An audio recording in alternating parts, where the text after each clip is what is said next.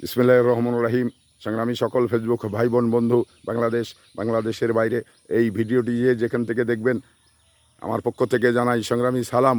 ঈদ মুবারক।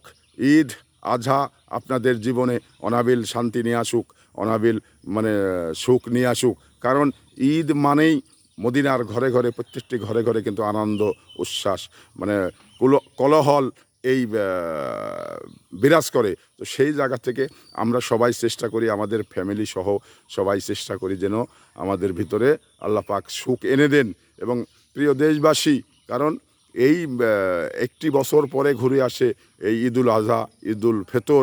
তো এটা আমাদের জীবনে পাছনের সমস্ত গ্লানিগুলো মুছে ফেলে নতুনভাবে মানে কুরবানির মধ্য দিয়ে আল্লাহ পাকের কাছে আমাদের সকল গুনাহগুলো মাপ চেয়ে আমরা নতুনভাবে জীবনযাপন করব, এই আশা আমাদের আমাদের থাকে।